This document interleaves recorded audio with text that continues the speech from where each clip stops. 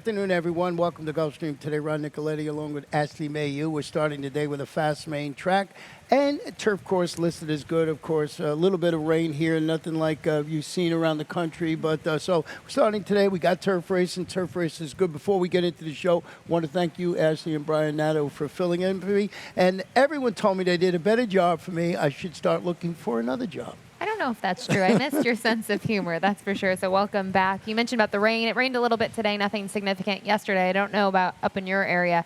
It rained here pretty heavy, but I think this is something that the turf course really needed. Yeah, it listed as good, so we'll see how it plays out. You know, if it gets sunny, we say this numerous times, if it gets sunny in the afternoon, the turf course will dry right out. So with that said, fast main track, $600,000 in the jackpot guarantee. It seems like I left 3 days ago, and it's already up to $600,000. It's amazing. Yeah, it really kind of increased over the weekend. I know there were a couple singles. One of the days, no one cashed. They're both long shots. So $600,000 to start the week. It's pretty exciting. Pretty exciting. And with that said, we have a couple of pick fives today, of course, and let's take a look at your early pick five. I was curious what I was going to do here. I thought about maybe stretching my pocket and my wallet a little deeper to find some more money, but I went with $36 here. I spread in the first two legs of the sequence. I think in this opener, $16,000 maiden claimers for 2-year-old fillies, a couple directions you could go. I kind of went to the outside of the page. I think the number 11, Renee's Dream Girl, as well as the number 12, Pure Ambition, are two to use. I also used the number 7 in here. Thought this one might be a bit of a price. Kingston Queen has some early foot. Race 2, I go 3 deep in here as well. Another race I wanted to spread, 1 mile on the turf, maidens. You know me, maidens, I need some coverage. I'll use 3 runners in here. I think the number 6, My Beauty Princess, as well as the number 9, Unmarked Money, look tough, but I did use a price in here of the number 8, Exaggerated Moment, 12 to 1 on the morning line. From here out, I go 2 deep. In race 3, it's a 7 furlong dirt event. I think the number 5, Tonalism, looks tough. I think the main rival is number 7, Old Time Revival, out of the Ralph Nix barn. Race 4, 2 deep in there. There was a scratch of the number 1, Drinks on the Beach, who I liked in this spot, a second-time starter. So I go to some horses with some race day experience. And then to wrap things up in race number 5, 2 runners in there. I think the 7 is maybe a single for some people. Kiger on that big drop down in class, but I also use the 3 in there for some extra coverage and maybe a bit more value on that one. So $36 for the early pick 5. Yeah, we're pretty much in agreement with those later races. They look pretty formful to me. Tonalism, I think, certainly jumps off the page against that level of competition a little later on in race number 3. Getting to this first race is 6 furlongs on the main track. As if you're just joining us, main track is fast. These are maiden claiming fillies, 2-year-olds. Did have a scratch in here. The 1, along with somebody else's 14, 15. And number 16. And you went with the number 12 horse in here, and that's a Pure Ambition, who breaks from the outside. Got the little break with the scratch of the inside horse. Yeah, what I kind of thought here with the 2 fillies towards the outside, I think I was going to kind of torn between them. I know you used the number 11 on top. I was just a little disappointed with that effort last time. Obviously, things went awry. So I ended up using the number 12, Pure Ambition, in the top spot. A second-time starter by Mohamed, who on debut took some playing there, was second behind Fiery Sweet, who's just much the best in that spot. The barn does well with maiden second time out. I know 2-year-olds, maybe not their angle, but they are 2 for 9 with maiden second time out. Miguel Vasquez back aboard. So I just went with this one thinking the improvement might happen today. Yeah, I was leaning towards the number 11, Renee's Dream Girl, who's beaten the neck at this level in her debut. Drops, wears the blinkers today, which I like. Come up empty against those 25 maidens in the last, so you got to be sort of a forgiving sort. But look at Antonio Sano, first-time blinkers. He's 28%, and he has this daughter of young Brian working sharply for this assignment. So it looks like, I'm pretty sure they worked this horse in the blinkers in the morning. It looks like the horse responded with some improved speed in there. So, and you're right about the 11, 12, and also the number 7 horse in here. I know you had a little further down, is dropping to this level with that speed. It's a speed play, pace play, as you always tell me. Go with a pace play. I mean, Kingston Queen has made the lead in her 2 career starts. Most recently, they actually sent her to Colonial on the turf. She finished 3rd in there with Paco Lopez against $40,000 maiden claimers. When you saw her here at the $16,000 level, she set the pace. She tired. She's one that I think is just a logical horse to use underneath. Can't go wrong with speed at Gulfstream Park. I know that. We're on the turf for race number 2, mile on the turf, maiden claiming fillies and mares 3-year-olds and up, $12,500. And as it is almost every day, we got a full field of 12 runners with no scratches or jockey changes. And we both ended up with the number 9, Unmarked Money. He's going to try a mile after getting beat a neck, going 7.5. If you cue off that performance for Victor Barboza Jr., sure looks good. Tried 8.5 a couple of starts back. Maybe the mile's the answer. I thought it was going to be the answer last time out. I'm pretty sure this one was the best bet on the card for me on August 6th. But close from off the pace was a little further back than I prefer. That's typically the story with her. But, I mean, you kind of have to use her. You look at her record at 7.5 furlongs, 2 back. She was right there. Well, what about My Beauty Princess? I know that you used. I changed around. I had this horse on my ticket and backed off it a little bit. Well, she's interesting in the sense that she's only had that one turf start. I know it was going 5/8. It was the first off the long layoff. It was at the $16,000 level, but I thought she ran well against a field of 10, made up some ground in there. Last time out, they stretched her out to the mile on the main track. She was part of that pace scenario and tired. I think she's sneaky. Blinkers off today. Amador Sanchez, I know dirt to turf, maybe not the best angle, but she's shown ability. And you know me, I like my buyer speed figures. Her best buyer was on the turf. Well, a similar situation with the number 10, Emperor's Song, who's stretching out around 2 turns after rallying to finish second in back-to-back 5 furlong turf sprints. So Jose Gallegos, Mario Fuentes handling the stretch out today. Not barns that you jump up and say, oh, these horses win, with stretching out in distance. I just thought in this race against this level of competition, maybe with the stretch out, this one can grab a share at a bit of a price. I believe 4th choice on the board. This is going to be my 5th choice. Can't pick 5 horses in here. I'm only limited to 4. I think my thing with her is the stretch out I think could help her. It seems like after having a couple months off, she has kind of performed well in her last 2. She's just been second best. Because of that, I took a wait-and-see approach. I used some other horses. The morning line favorite in here is the number 1, Bell's Kingdom. I really had to find some excuses to use this one on my ticket. It's dropping back to the level where she finished 3rd and 4th, respectively, to merit some attention. I didn't really, this horse wasn't my type of horse in this particular race. I can understand, it's a wide-open affair, but to be the favorite, I may have to watch one. Well, it's funny, looking at my notes in here, the formulator saves your notes. The last notes I had about her was several starts ago when she was coming out of maiden special weight to the $16,000 level for the first time, which is a great angle for the barn. She's been claimed since then.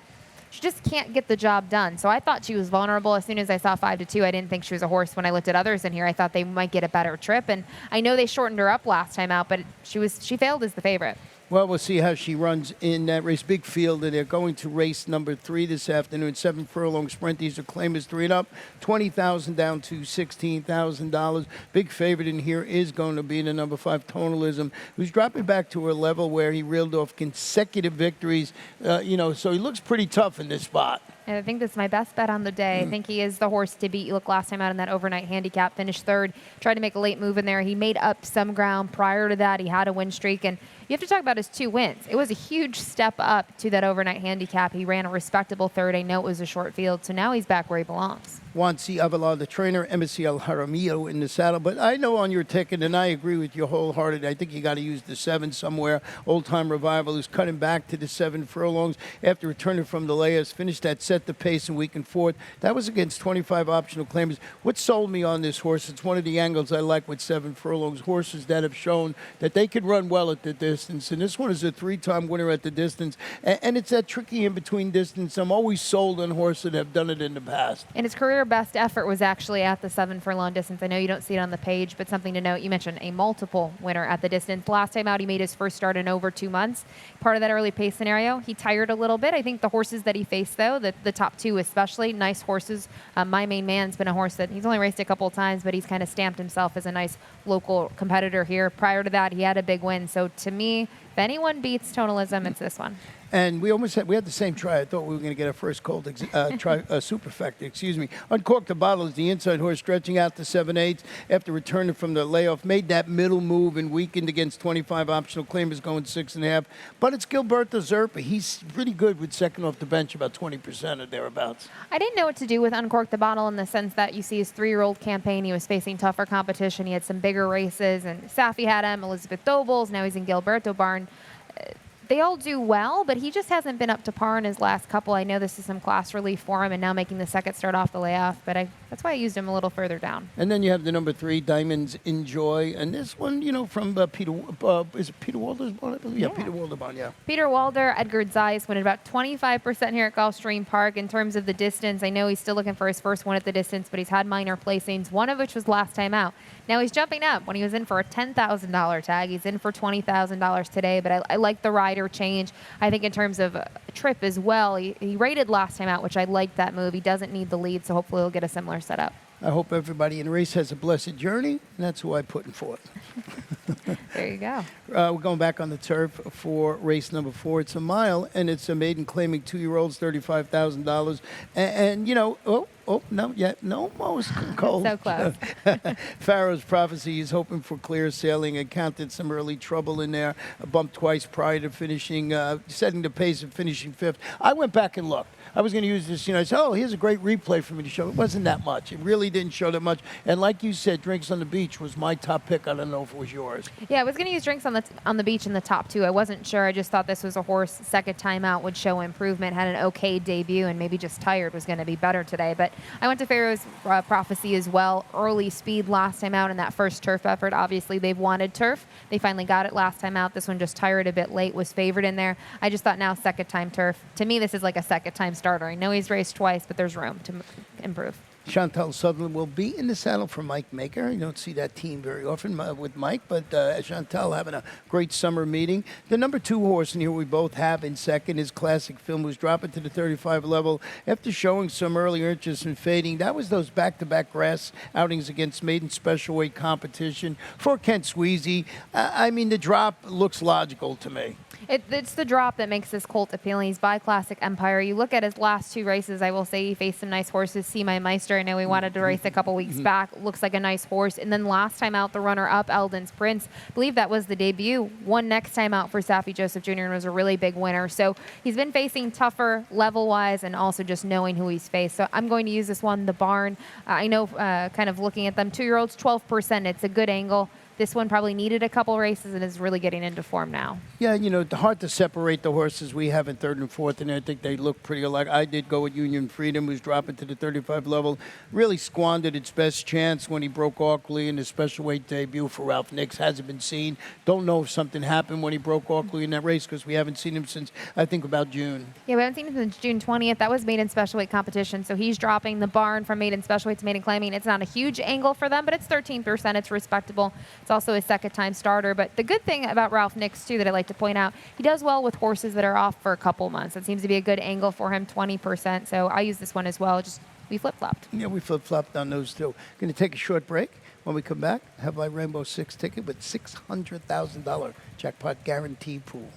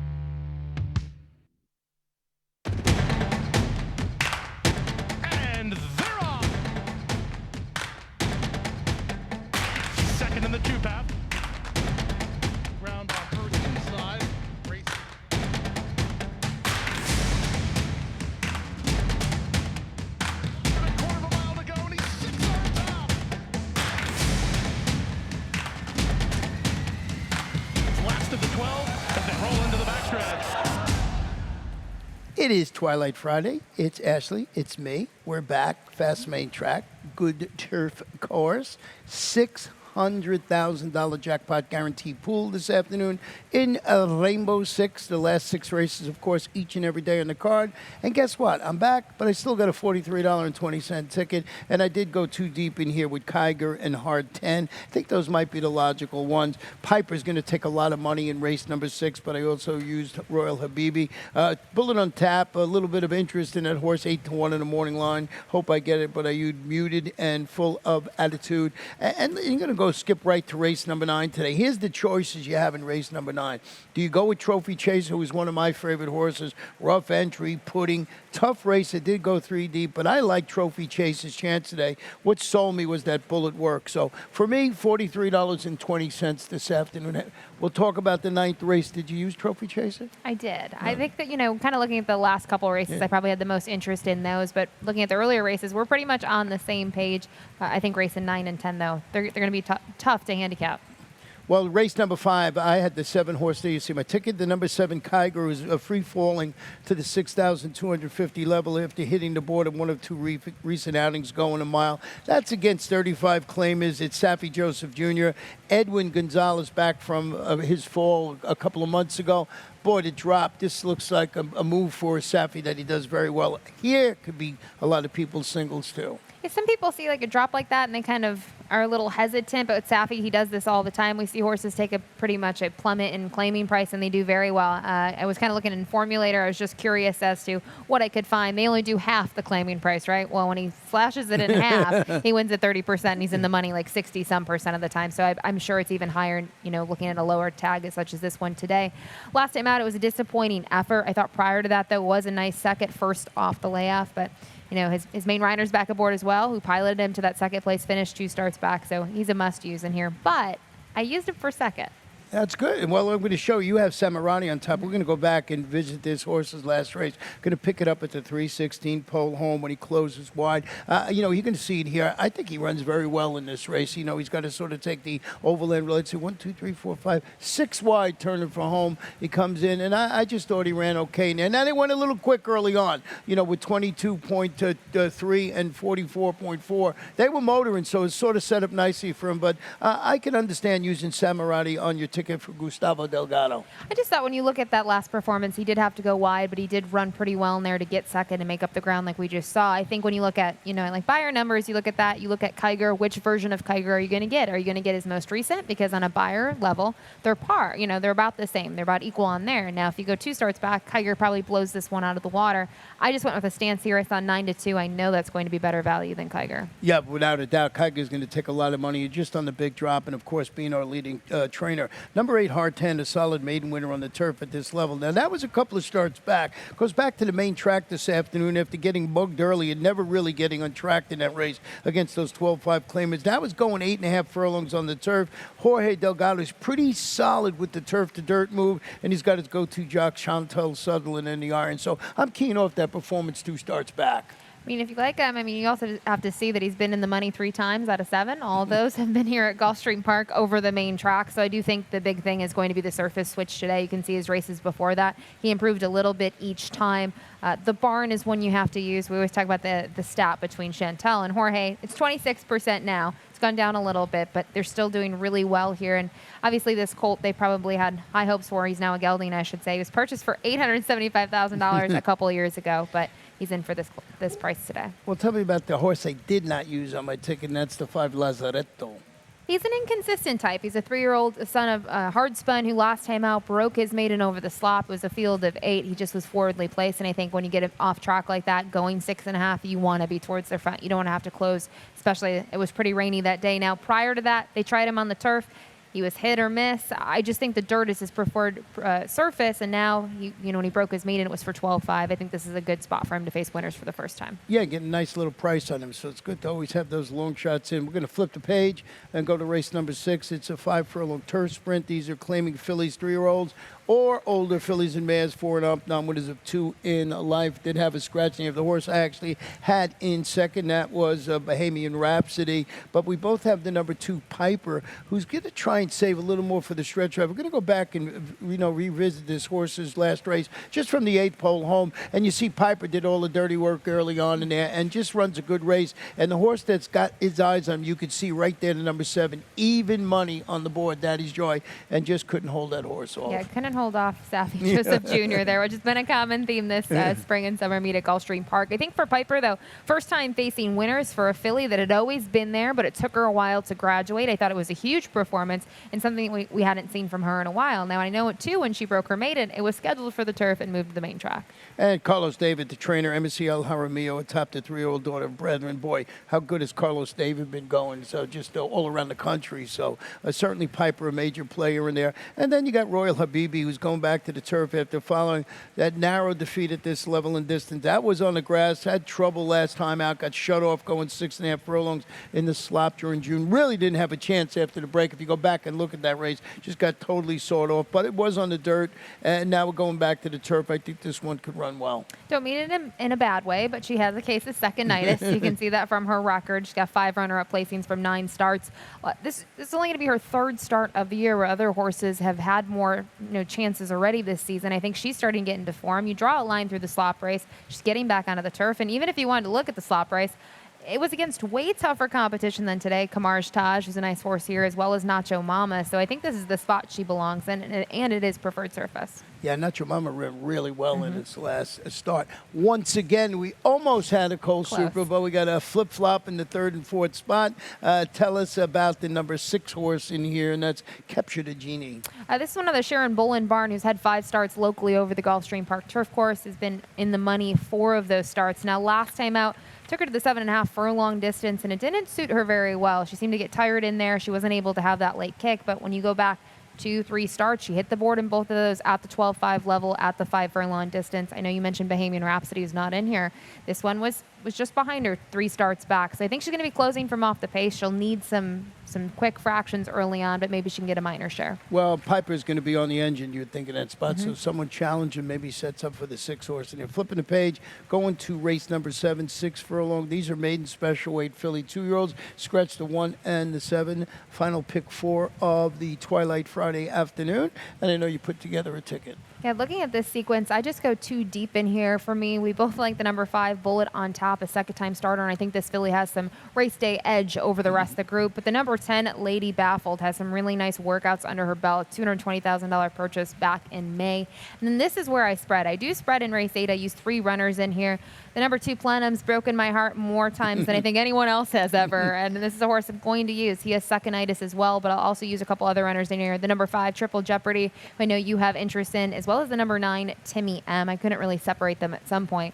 And then I spread in race 9. I use Trophy Chaser. I also use a couple other runners. The number 5, Untitled, is my long shot in here. I really like the number 7, Cajun Brother, but I'll have to wait to see him race another day. So this is a horse that I just inserted in my ticket, as well as the number 8, Rough Entry, and the 10, Pudding. So I use the 3 horses that you use. And then to wrap it up, I think we're on the same page. Use one more horse than me in the Rainbow 6, but to me, the number 4, Vicmar, as well as the number 7, Smooth Music, those are the 2 on paper that I think they're going to have to beat today. Yeah, and in the 9th race, you either got to love Trophy Chaser, it's like that because of its back class, or you got to go deep. Exactly what you did. I firmly believe in that. I did. I mean, I made Trophy Chaser my best bet just because I thought the race was going to set up for this horse, but with the scratch in there, Willie Boy, I think it might be a little harder, so it was good that you went deep in there. Race number 7, getting back to this race here, Bullet on Tap. So let's go just show you Bullet on Tap before we talk about this horse. We're going to just pick it up from the 3/16th pole home. We're going to just show you this horse. It looked like this horse was just trying to lug in, was very green that day. You just see the jockey's having a rough time, and I just think this horse is, as you said, with that race day experience and a good barn, this horse is going to get it together. I mean, just finished second, but was a handful through the stretch. Yeah, and the run line says lugging in all stretch, which is accurate because you can see the rider, Miguel Vasquez, keep on trying to not only position the reins and try to pull the horse in the right direction, but he's also leaning out of the saddle a bit, and nothing was really helping this filly. I think the race day experience is a big thing, and you mentioned Kelsey Danner. I do have a trainer stat here I'd like to show in general for the connections. Kelsey does quite well with maiden 2-year-olds. Looking at the past 2 years, 18 for 79, 23%, 47% in the money with the $2.37 ROI. So with all this information around 8-1, I'm pretty sure we're not going to get it. Yeah, both are long shots on the day. No shot. You just gotta look at the breeding on the number 8 Muted. This is a $450,000 daughter of Into Mischief, who's just been on fire as a sire, debuting for Tommy Proctor. String of solid workouts showing over the Palm Meadows training track. Regally bred, but Tom, this is not his game. If you look, I think he wins with first-time starters like 8 or 7%, if I remember correctly. 5%. So that's where I think we're in the same logic. We use this one underneath. I mean, the pedigree is just absolutely beautiful. Has some really nice drills. 2 back at Palmettos. A bullet drill out of the gate, 47 flat. Now, you've taught me the last couple months, when are there too many workouts? She certainly had her fair share of them, but I think there has been progression in them, which maybe is the goal with her. Going into this, she had a nice 5 furlong, easy breeze to prep her for it. Well, number 10 horse in here, I used a little further down. You know, I was torn between this race, and that's Lady Baffle that you talked about a little earlier. I think this one is a logical contender. You can see we basically have the same 3-4 horses in this race, but I think it's more wide open than just the 5 Bullet on Tap winning. We mentioned Lady Baffled. I mean, if you want to talk about Tom Proctor with firsters, Kent Sweezy, it's not his game. Right. He's had one winner from 46, so 2%, but he does well as a whole. I mean, he's had a really great summer here, especially at Monmouth Park as well. A $220,000 purchase. It's a filly by Frosted. And looking at her, she's had some very swift workouts. 46-3 breezing out of the gate, and then more recently 48-1. I just think you look at her workouts, they've tried different things. So she actually has a 6 furlong breeze. Maybe she'll be ready to roll. Plus, it doesn't hurt to see Edwin Gonzalez in the saddle. Well, the number 3 horse in here, I threw in a ticket full of attitude, is the daughter of Winnie Early Sire, Kozan, debuting from R. Cassie, who still leads all trainers with 8 freshman winners from 37 starters, 22%.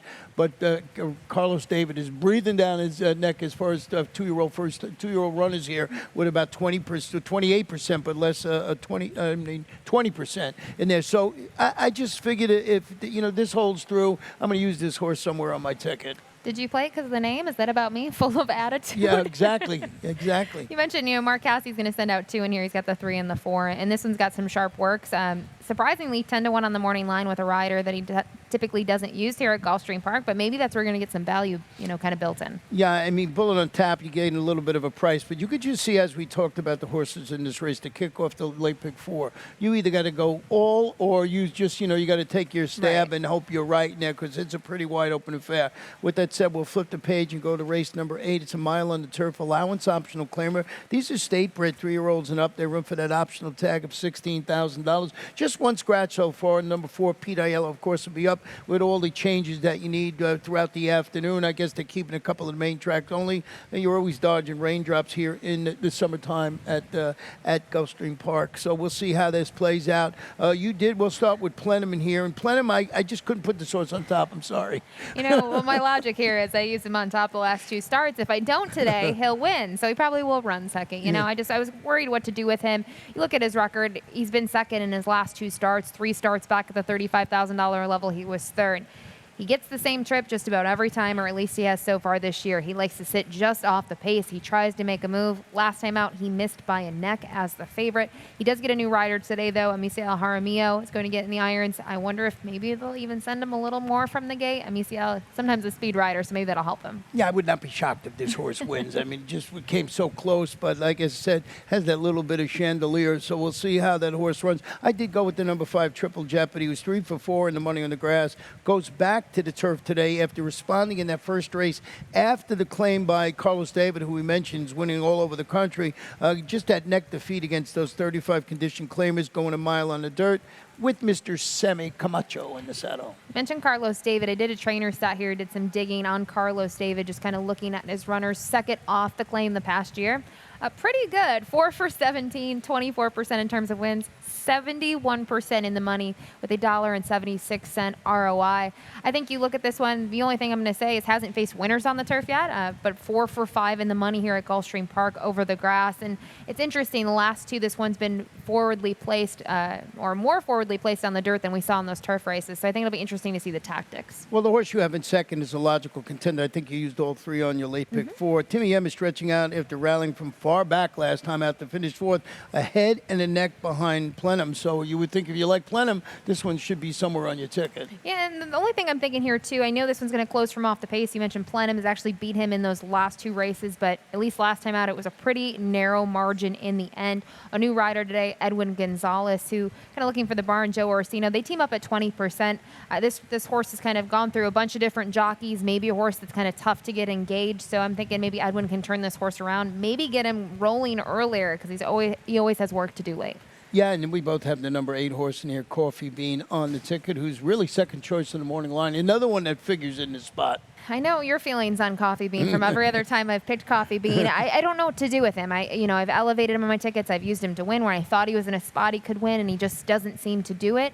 They have him forwardly placed. They try to close him from off the pace. It's kind of a mystery to me in a lot of ways. Well, we'll see how that race plays out. I went with Triple Jeopardy. She went with the old Plenum. We'll see how that goes. Now, our ninth and feature race is a 6 furlong allowance optional claim with 3-year-olds and up. The optional tag of $62,500. Scratch that number 4 horse in here, Willie Boy. I was interested to see that horse run today. Also scratch the 7 in here, as you mentioned, Cajun Brother, who you had some interest in. We'll see him run another day. And Trophy Chaser, you know, every once in a while you have one of your horses that you always like, and that was my case. I want to just go back and visit Trophy Chase's win in the Grade 3 Challenger at Tampa. Just a really good performance here. You're going to see Trophy Chaser just, you know, comes up, and that's the morning line favorite, or the favorite, the off-time favorite at even money. And I just thought Trophy Chaser, now we're going back a little bit, you know, this is a while back, but I just thought Trophy Chaser was really game in this race, and he looked like he could be any type. I mean, he's got a graded stakes win under his belt. He's almost got $250,000 in purse earnings. That was 2 races ago. I know it was over a year ago, but it shows his ability. He had 2 consecutive triple buyer speed figures. After that win, they put him in the Oakland Handicap, and he faced horses such as By My Standards, Warriors Charge, Mr. Freeze. It was in a stellar field of 13. We haven't seen him since, so it just depends. Is he ready to roll? By his workouts, or at least his most recent workout, I think he's ready to roll. He went 46-3 breezing from the gate on August 27th. Yeah, and more importantly for me, I think he's got world-class closing speed. Doesn't need to be on the lead, and you know, Willie Boy might have helped him a little bit with the pace, so that's why I put him on the ticket. But I can understand, you know, the number 8 Rough Entry has been nothing less than sensational, really, when reeling off 4 consecutive victories. But he'll be tested for class only if Trophy Chaser brings his A game. 100%. I mean, this is a horse that's been stepping up. He's had open leg wins in his last 4. He's also going to try to extend the win streak, which is hard to do, and typically I wouldn't use a horse like this necessarily on top. He's another one. I don't think he needs the lead. He showed that 3 starts back. I know the other 2 have been gate to wire, but he's going to have to show more. But looking at him here at Gulfstream Park, he's really hard to knock what he's done so far. Well, you like multiple winners. Go for the horse you have in second, and that's Pudding, who's going for I believe 5th consecutive victory. And you know, 5 straight victories, trying to posted his best performance to date when he closed and beat those overnight handicap runners last time out. Yeah, it was a really big performance. I mean, he almost went off at 5-1 in there, but to see this is another one that's been kind of up and trying to improve. Was claimed for $25,000 2 back, but prior to that was winning $20,000 claimers. So this is another one that's going to get tested for class. The one thing I will say, 3 wins here now from 4 starts. So Pudding's one that I think is going to get a trip just off the pace. Yeah, just off the pace. And it's really going to be interesting to see how this pace plays out. There's Trophy Chaser just use its back class if if it's ready to just run away from this field. It's going to be interesting. Good that you went 4 deep in there because you can make cases for a bunch of horses in there. A final race on the Friday card, Twilight Friday card, is 5 furlongs on the turf. Maiden claim is 3 and up, 12-5. Just 1 scratch in there of the number 2 horse in here. And yeah, you either go with Vicmar or you go with Smooth Music in here. I had a tough time kind of distinguishing between the 2. I used both in the late pick 4, but I see we're all over the place. We just flip-flop 1 and 2 and 3 and 4, and you have it. For me, the number 4, Vicmar, started on the turf in the career and actually has raced all of his starts on the grass. And when he started, he was at the $20,000 level late last year. He didn't debut until, the end of his 3-year-old year. And I thought last time out, first off, the long layoff at the level, it was a good performance. I expect him to improve second off. The barn does very well in turf sprints as well. 5 furlongs is kind of their game, but in general, 25%. Yeah, this is probably the first time in 2 years I haven't put Efren Lozer on top, so he's absolutely going to win today. But I did go with Smooth Music, and he's dropping to the 12-5 level again after running a vastly improved second in front of a next-out winner called Koku. I think it won on Sunday. Was sent off at 23-1 in that 16 maiden sprint for Kent Sweezy. I mean, these are the logical 2 in my estimation. Yeah, and for the case of Smooth Music, tried the turf at the beginning of August, and it fared too well, and there was 23-1. It's actually been 23-1 in those last 2 starts, so that's not happening today. But Weatherford was a pretty nice winner. The runner-up was 67-1. It was just an interesting race that panned out. I liked that next time out on the turf, this one improved, had the lead late and surrendered. And you already mentioned, Coachy, when you were gone, this one was able to graduate. Yeah. And number 8 and 9 of Invisible Enemies, who I used the son of Looking at Lucky, debuting for Carlos David, that should be enough to pique your interest. You did go with the number 8, Can't Be Broken. Yeah, kind of looking at Invisible Enemy, me, the horse that you used. I thought his last two works weren't the sharpest, but it's Carlos David, who won a sire stake while you were gone, 20% with firsters. Went the price to the inside, though. The number 8 Can't Be Broken at 12-1 on the morning line for Joe Catanese. Was fourth last time out at the level. Actually exits that same race as Smooth Music. This one was kind of even throughout, but I thought the last two turf efforts, I know the record, don't look at the record, but if you look at the last two races, this is a logical horse to use in the trifecta.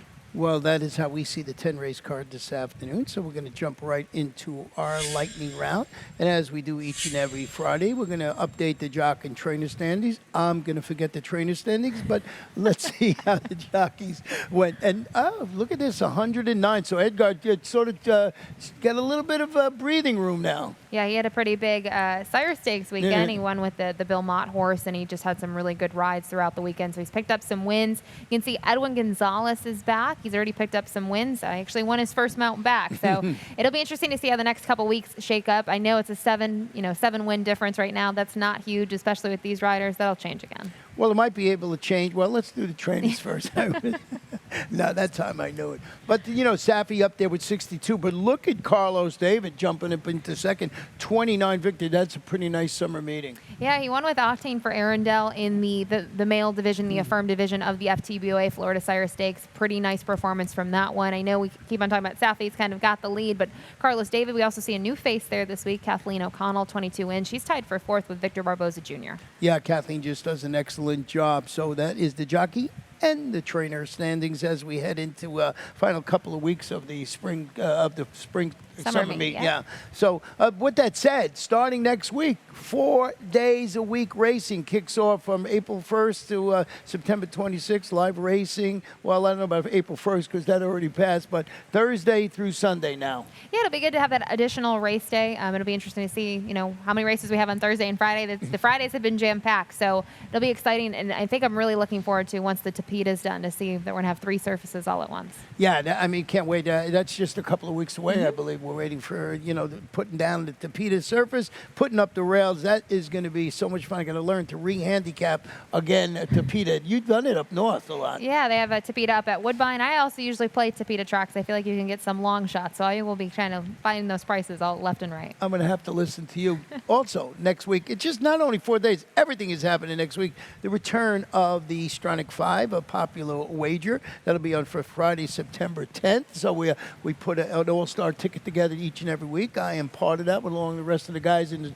the Stronach group, or the first bet group, I should say, the Stronach 5. So a nice wager, $1 wager. So that'll be back next Friday. Yeah, it's exciting. The horses right now in Maryland, they're at Timonium. They're going to get back to Laurel Park, which we haven't seen in quite some time with the new surface there. So that's an exciting thing. And then just looking towards the fall, California will be full swing in just a couple of weeks as well. So all tracks should be involved in that. Yeah, and it's great when you have races from each and every track. It's so much more fun than just having 2 from Laurel and 3 from Gulfstream. Right. So that makes the bet that much more fun. I put this on especially for you. I added this one for Tony Dendio. 86 years old, won a race at Freehold. He won a Freehold in New Jersey. I think now he's the oldest driver in New Jersey, I should say, harness racing to win a race. His last win was in 2016. I think this was career number 234 for him, but I know you brought this up. You did this for me. I saw this, and all I could say is if I'm alive at 86, this is something I cannot say. I definitely won't be doing this. I won't be winning harness races, that's for sure. Well, I feel like sort of a bond with him because I'm the oldest handicapper in South Florida, it seems. So, congratulations to him. You can do that at 86 years old. That is do anything, probably, right? Yeah, that is fantastic. So, we got a great day of racing ahead. Fast-made track, good turf course. Great to be on the turf here in South Florida. And thanks, Ashley. We'll be back in a little while.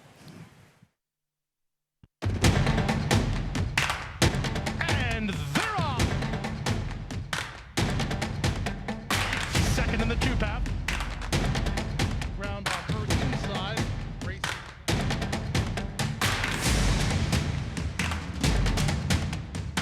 A quarter of a mile to go, and he's 6 on top. Last of the 12 as they roll into the backstretch.